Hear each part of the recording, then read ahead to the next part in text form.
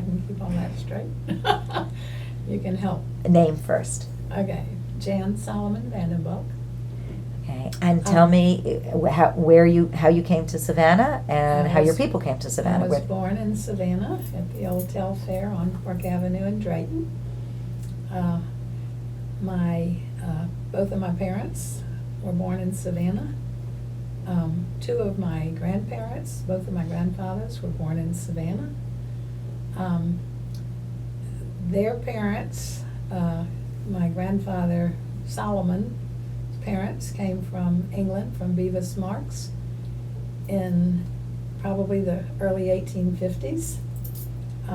Not married at that time, Sarah Alexander and Henry Solomon, and they were married here by Rabbi Mendes. Grandfather Ehrlich, my mother was an Ehrlich. Her grandparents, or my grandfather's parents, I believe, came from Germany. They lived on West Anderson Street. Bertha Baum Ehrlich came from Middle Georgia. Her parents, or grandparents actually, came from Germany in the early 1800s. My grandmother, Frances Molaski Solomons, came from one of the first Jewish families that came to America, and that's part of the Phillips and the Hendricks family. And probably beyond that I can't remember who they are. Anyway, she actually was born, Molaski was born in Austin, Texas, but came to Savannah to visit relatives and came to Jacksonville, and my grandfather married her. My father has had a sister. Mother had a sister. Anyway, we've been here a long time. We have not necessarily lived in Savannah all of our lives. Daddy was stationed at Maxwell Field, Alabama in 1942 in 1945. So we were Army or Air Corps brats, I guess, at Maxwell Field in Montgomery. Left Savannah in 1957 to go to the University of Georgia, and came back when I graduated in 1962 and lived here till 67. Then went to Columbus, Georgia for 6 months, and Winter Park, Florida for 15 years. Met Charlie Vandenbulck down there, and we came back to take care of Mother after my father died in 1978.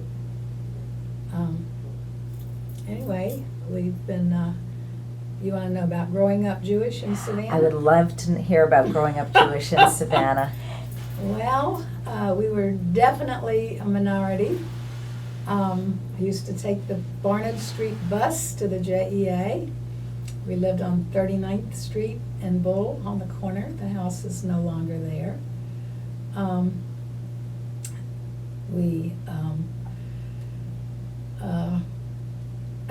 I sort of remember being a Brownie or a Girl Scout at the JEA on Barnard Street.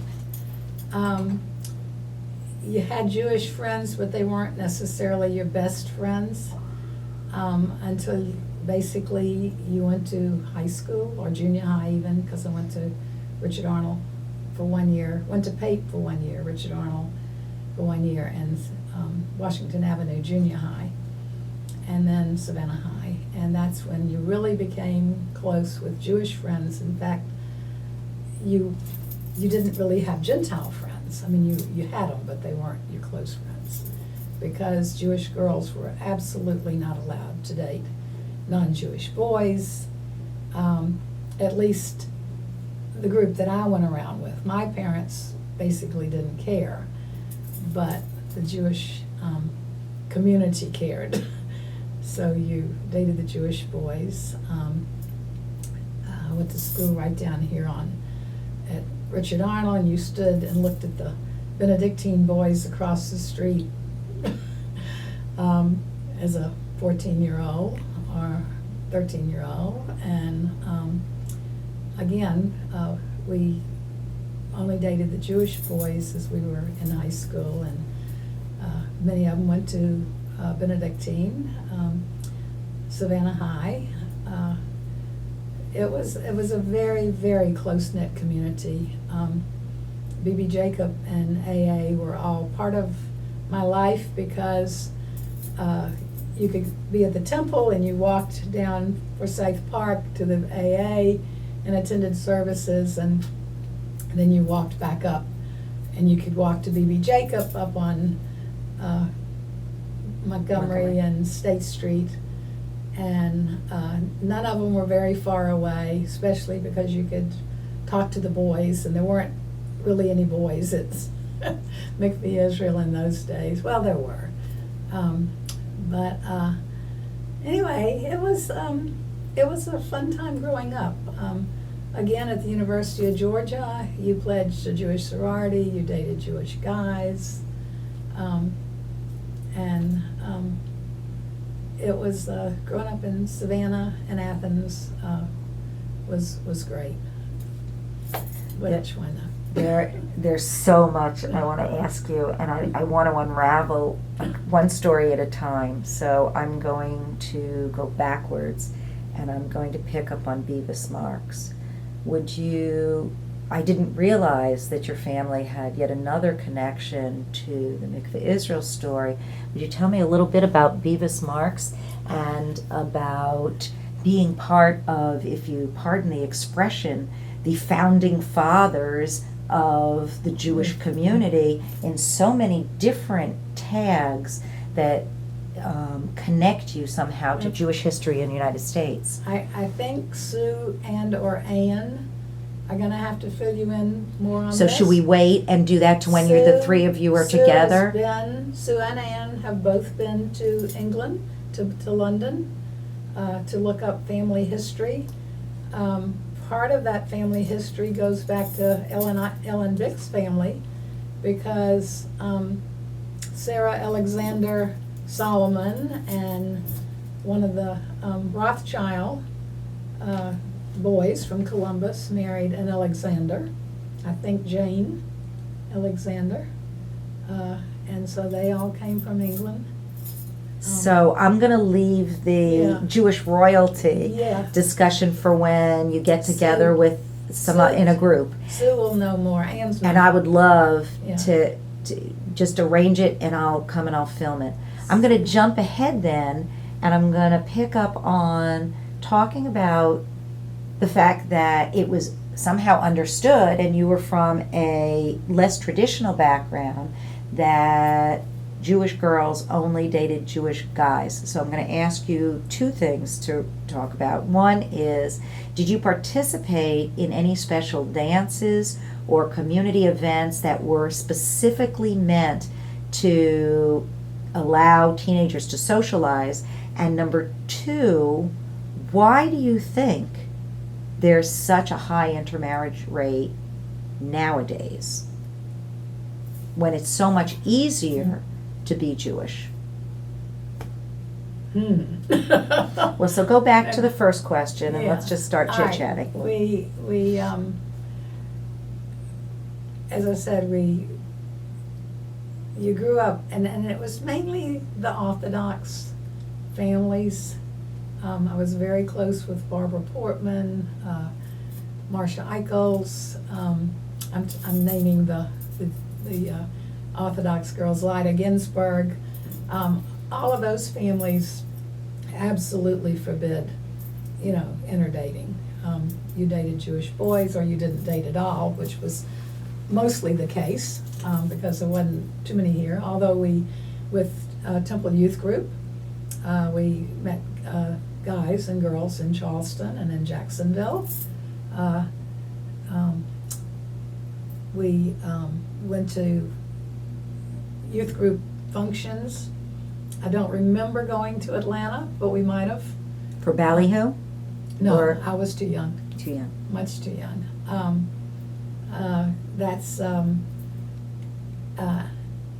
like The Jane J- Kahn and Adele's, much, yeah, yeah, older. Denise Okay. Adele. Yeah. So they stopped those kinds of regional dances at the time you were young? We were, yeah, even they had what was called the Cinderella Ball. I don't know if you know anything about that. I've seen pictures of it The and was amazed that it was B.B. Jacob. Cinderella Ball was the B.B. Jacob answer to the cotillion, to the girls' debutante parties. So tell me about Cinderella Ball, because Well- certainly you're not going to find boys and girls dancing together at the B.B. Jacob these days. Yeah, right, but they did then.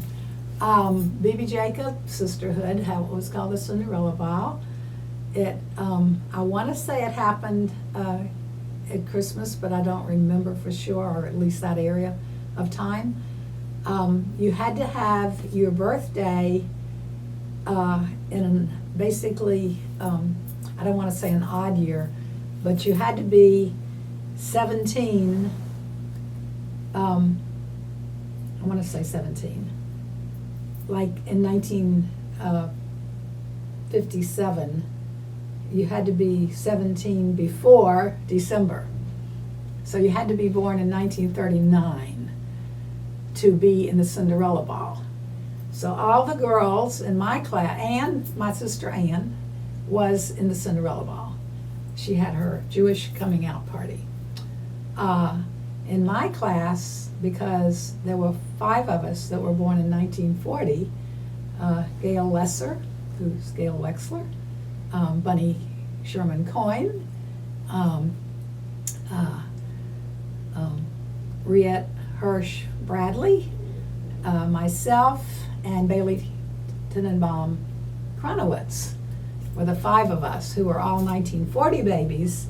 We weren't allowed to be in the Cinderella Ball with our classmates, who were Lyda Ginsburg and Barbara Portman and Marcia Eichels. And anyway, we sort of closed down the Cinderella Ball because we fussed enough that they did not let us in, but I think they stopped having it after that year because of us. But and I'm not sure of that. You would have to get that information from B.B. Jacob. But it was quite a to-do. And yes, the girls and boys did dance together, and the parents, had this sponsored their daughters. And the boys came. Of course, when Anne had her debut, I was 10 years old, I guess. And I don't really remember a lot about it, except she got a beautiful white dress. She made her Jewish debutante presentation or debut. Sue also was, she was actually a 1938 baby in January, so she also missed it her year. So they did, either they stopped having it or they changed the rules. Because it was, we really put up a big fuss. So the Cinderella Ball was not the same as the ballyhoo and the cornet in terms of girls and guys meeting. It was a matter of Jewish parents to introduce their daughters to society in a society that would not let their daughters participate. Mm-hmm. Were there other types of activities growing up in school that you really were not allowed to participate in because you were Jewish? Yeah, oh yeah. All right, tell me about that. The sororities, Entre Nous and Quisqui, and they had, sororities at school, at Savannah High School, and the Jewish girls were not invited to be members. Basically, even if you tried out to be a cheerleader for Savannah High, even if you were good, as a rule, you weren't asked to be a cheerleader. They didn't act like they were prejudiced or, but it was just sort of a rule that the Jewish girls didn't do that, or weren't, accepted. What about members of the sports team? Because I did actually, years ago, I interviewed somebody who was at the Savannah High on the girls' basketball team. You had to be very, very good. We all,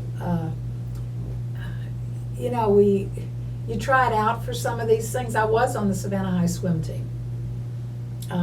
But other than that, you really didn't, they didn't, unless you were really, really good.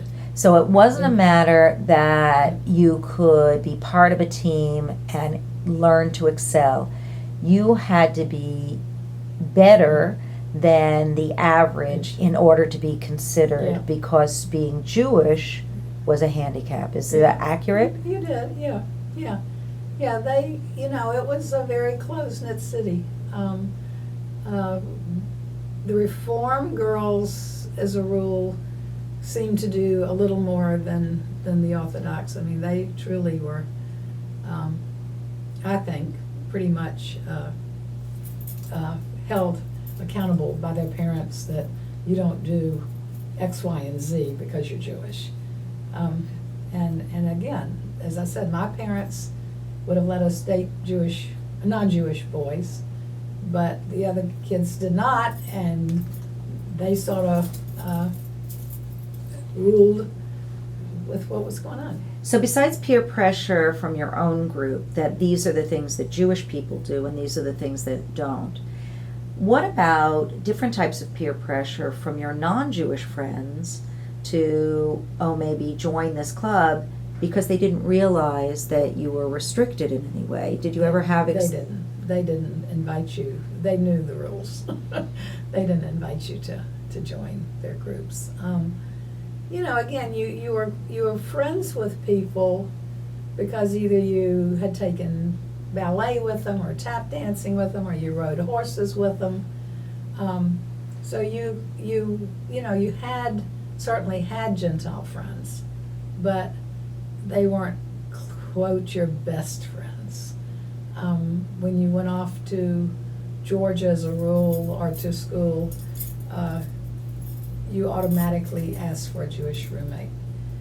A lot of the girls that went to Georgia from here paired up and they already had roommates that were Jewish. I got up to Georgia and was put in the room with a girl who was Jewish from Rock Hill, South Carolina. And of course I said, is there a post office in Rock Hill, South Carolina? I never heard of it. And we became best friends. I to this day, would say that Brenda was one of my best friends. We were roommates in the dorm in Athens. We were roommates for the first year in the sorority house in Athens. And then she got married and we stayed friends. She is deceased. Her husband is recently deceased. Her husband was from the Blumenthal family here. His mother had been a Blumenthal. And I'm still close to her 4 boys. I say close, we keep in touch periodically. It's just, you basically, again, you didn't date non-Jewish boys up in Athens. You went to the Tep house or the A.E. Pie house or the Zeeb house and you met guys, and you were pretty much in a Jewish atmosphere. You basically, we all got married very young, or most of us did.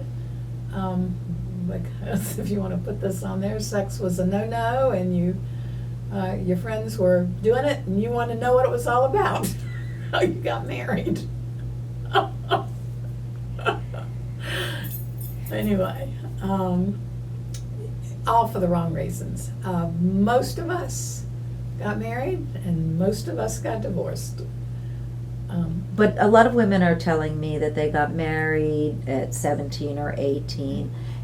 True, because of certain societal restrictions on any kind of promiscuous or exploratory behavior, but also because women weren't expected to go to advanced degrees. In your household, No. What was the expectation for a woman in a Reform household? Absolutely to go to college. My mother graduated from Agnes Scott, my daddy went to Georgia Tech, but was called home after his junior year. Well, my grandfather, Judge Solomon, Arthur Solomon, was in the first graduating class at Georgia Tech.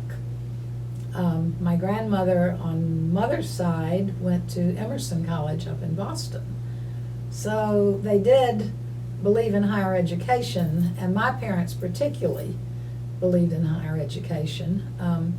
Sue went to Emory, and she eloped when she was 18 or 19. Anne went through Swarthmore and then met her future husband at University of North Carolina. But it was very much a different world. You were expected to go to college. Basically, when I went off to college, it was a degree in nursing or teaching. And after 2 years of being in the School of Education, it was absolutely, well, after one summer at the JEA as a day camp counselor, that was not what I wanted to spend the rest of my life doing. So. Why was it either nursing or teaching? That's the exact same word someone else used. I want to hear your answer. Because it was what women did. It was, you could get a job, you could work, you could take time off, I guess, to have babies and go back to work. We were all fortunate, I guess. We grew up with maids. We had maids when our children were little. You could work and you mentioned a Judge Solomon was a judge in Savannah, and what kind of work did your parents do to afford you the opportunities to go away to college and to have my grandfather maids? was not theoretically a court judge. He was judge because in those days they called county commissioners judge. But he went to college. He ran a laundry. He actually got a degree in mechanical engineering, but he came home. He was going to work for, I can't think. I don't remember. Anyway, he ended up going to laundry school up in Rochester, New York. And he came home and bought a laundry in the late 1800s. And he ran a laundry, which was the biggest in the Southeast. And it covered the whole corner, or the whole block down by Laurel Grove Cemetery. What was the name? When we were growing up, it was the new E&W Laundry, because somewhere along the way it was the E&W, which was either East and West, or the name of the stiff collar company that they used to have. The men wore very stiff collars, and it was the E&W. Anyway, he after the laundry burned down and he rebuilt it, it was the new E&W Laundry, 702 West Anderson Street, across the street from Kyler High School, Kyler Junior High. So you have all these college-educated people, and these people that are promoting that their children go to college, but then they go and they buy a laundry, which is what my family did. Your family did that too? They all bought laundries. Good. So what is it about Jews and laundry, or Jews and Jew stores? What were there restrictions? Right now. Yeah, what were there restrictions? I mean, and it's kind of fascinating because I would say 9 out of 10 people I talked to, their family were merchants. All right, so what about being Jewish in the South in particular, but being Jewish in America? Why is that experience, even if you were college educated, why did it always come back to the same types of professions? What do you think? Well, and of course in the days when we called him More Daddy, started the laundry, I guess, slaves had gone. The help was washing laundry and maybe not getting it as clean as it ought to get.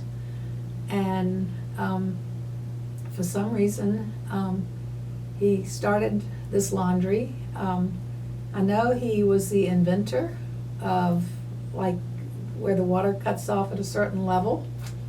There were a couple of other things he invented in washing machines and dryers, and I don't remember what Ann or Sue might recall, but he, he was a very smart man. But evidently, in those days, there was a lot of money to be made. Well, some money to be made. It certainly didn't make him a millionaire. But it was a good business.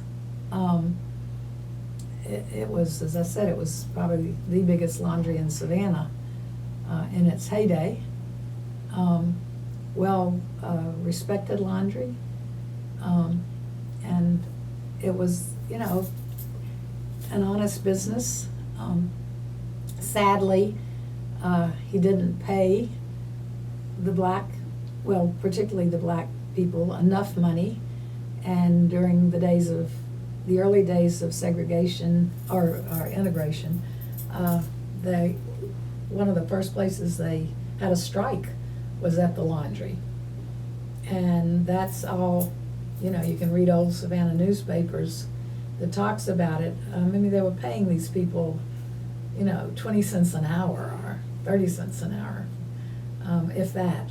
And they weren't making a lot of money. And I do remember Daddy, payroll or paychecks were given on Mondays, so they wouldn't spend it on whiskey on the weekend, but they would hopefully buy groceries and pay the rent.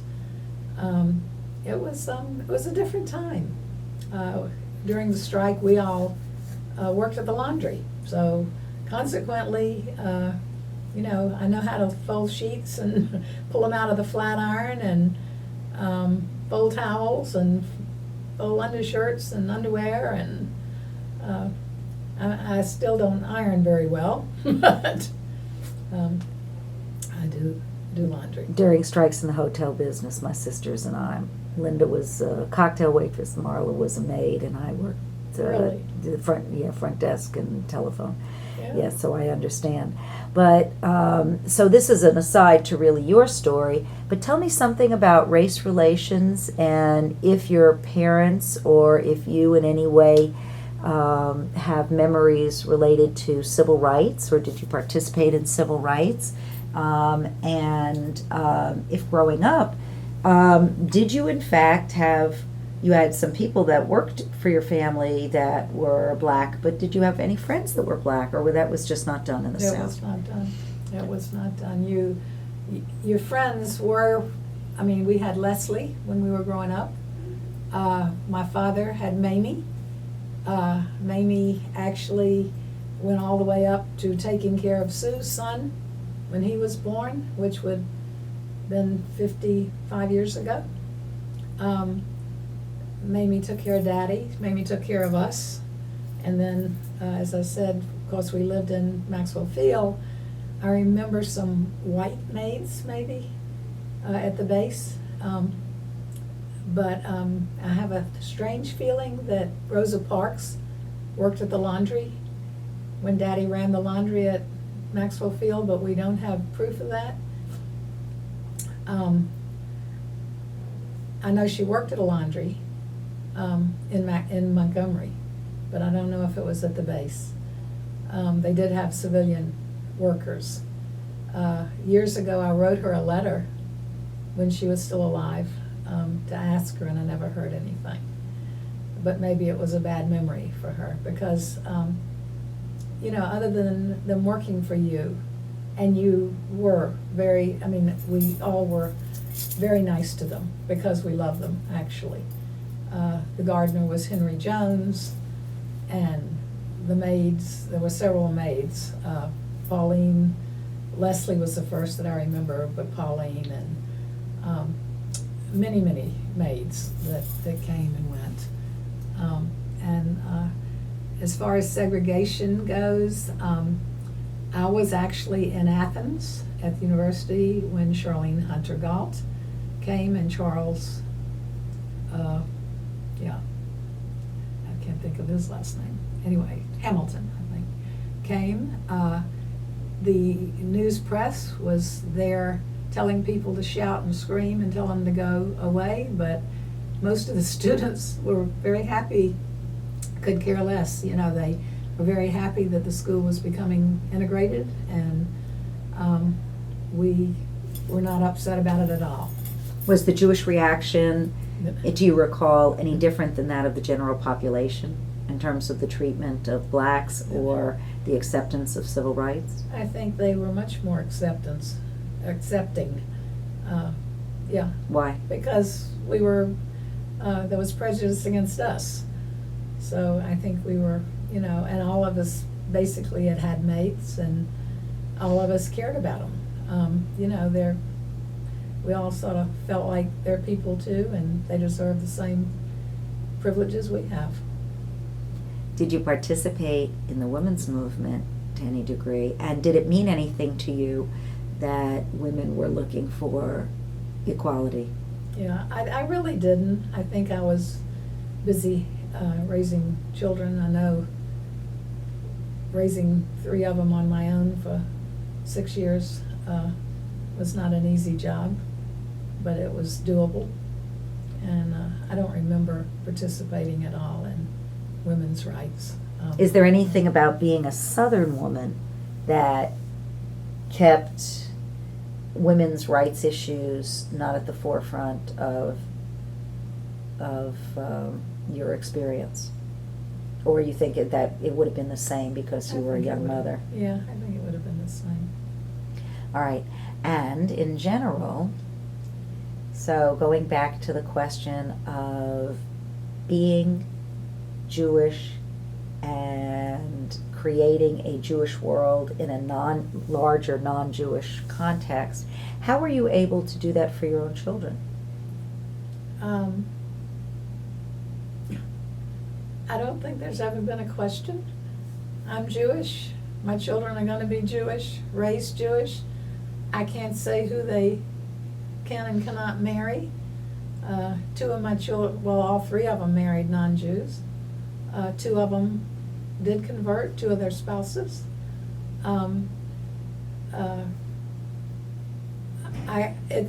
Again, this is not my problem. I wish they were all raised Jewish, but I can't, push my feelings and my thoughts on my children or my grandchildren. They know how I feel.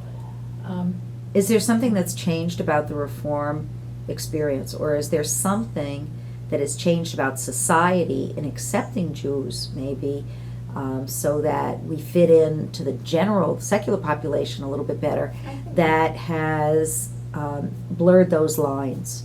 I think we do. I think people are more accepting. They're still rednecks, and there's still, people that just don't get it. I don't think they'll ever get it, because that's the way they were raised, and that's the way they raised their families. That, Jews and blacks are not, they're not the white Christian people we are.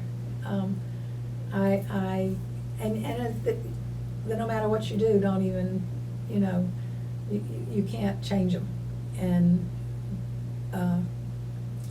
we have it, Charlie and I have it in our own family with his children, who are very born-again Christians. They accept us, but they would very much like for us to convert, and we're not gonna. The subtle anti-Semitism that you experienced growing up as a girl, has that changed? Have you, as a woman in business, have you experienced in your later years any anti-Semitism in business, either subtle or overt? I don't really. I think the thing that bothers me more than anything, Carol, is the Jewish people that I do work for that don't want to pay you. That just infuriates me. People that you think you're friends with, and you send a bill and it's like, well, I'm not, we didn't install it, or we didn't install it the way you designed it, we're not gonna pay you, or whatever their reasons are.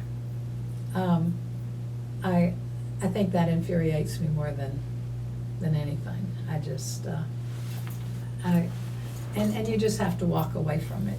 You can't let it eat you. I mean, it does, but you can't let it. Tell me about the JEA and growing up as part of a social Jewish group that came from different backgrounds. Well, we were there in 1955. I can remember the dedication. I want to say the summer of 1955. I know I was one of the first lifeguards and taught swimming. The JEA was a very, very big part of my life. I don't take advantage of it as much as I ought to now. I mean, we had dances, we had parties. Basically, again, when you're 15 and you're not allowed to date non-Jewish boys, and all of your friends are at the JEA, we were all at the JEA. Now, do you remember the difference between, the kinds of activities they ran at Barnard Street and the JEA at its current location? Well, why did they feel like they had to move, and what did the new campus afford them that maybe the old one did not? Certainly room, space, a huge swimming pool and playing fields and public, parking, and it was all at Abercorn Street. So I'm going to ask you something that maybe no one else can answer but you. But I know that you went to summer camp up in Maine, and it has struck me more than once that the JA campus is designed like the old summer camps were in terms of the layout. Can you tell me about growing up and finding similarities like that between camp and JA, and did it help or augment the experience for you in some way? Well, first of all, that summer that I was 15, I was a wild child. And I got sent off to camp in Maine when I was 16 because Shirley Solomons and Henrietta Victor Steinheimer had both gone to Camp Forest Acres up in Freiburg, and Mother found out about it. You didn't know that? Yes, you did. No. Did you tell me? Did I know Shirley that? myself, Solomons, and Henrietta. Yeah, I did. Oh my gosh, you did tell me. And so Mother found out about this wonderful camp, and I got shipped off on a train. I'd never been to New York City, so I spent some time with a cousin in New York City, and then took the train on up to Freiburg. I got off the train. I was 15 years old.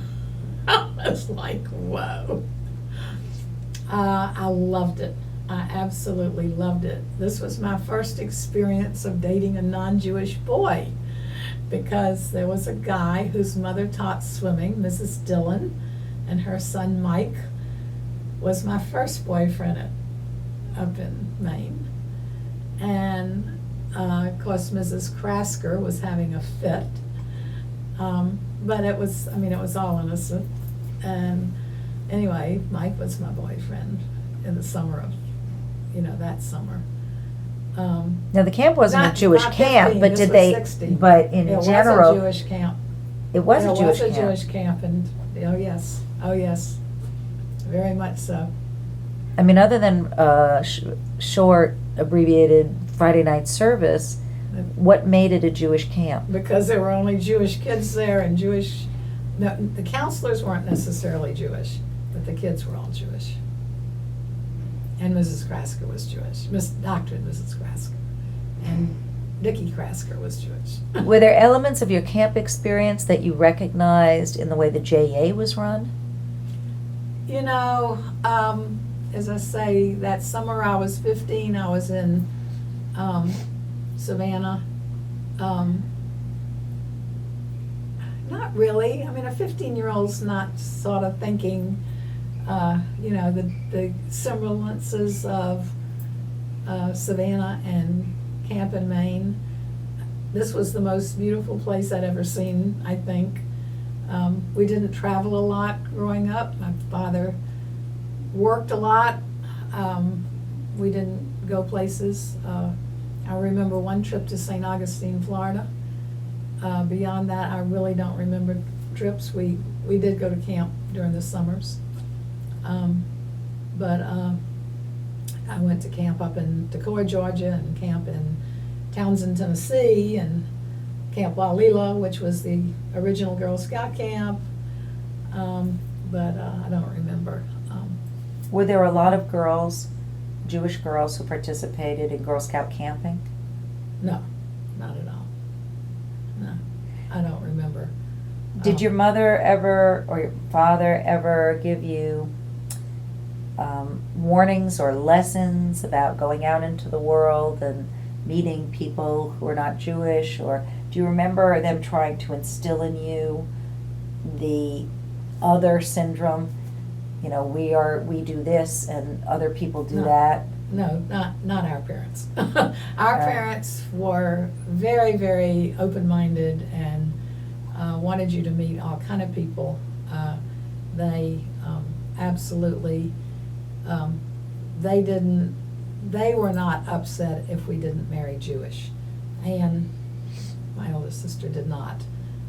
It did not bother them at all.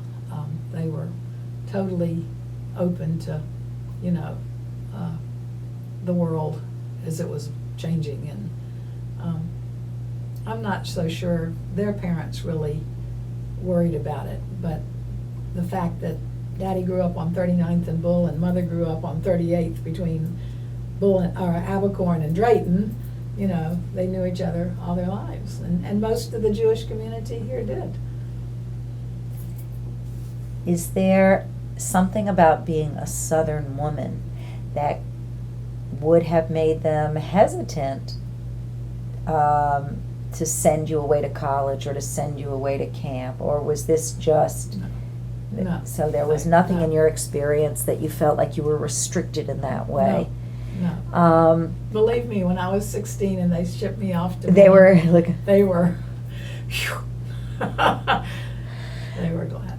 Because I spoke to a parent just yesterday about their teenage son going off to college, and the comment was that they were trying to keep him at home for another year or two. And the issue was one of responsibility. Do you think kids of your generation, that there was an expectation that you would behave, that there was an expectation that you would be responsible and take care of yourself in a way that parents don't demand that of their children these days? Absolutely. All right, explain, Absolutely. talk a little bit about that. Well, we grew up with no uncertain question. You are a Solomon, and you do nothing to put a blight on that name.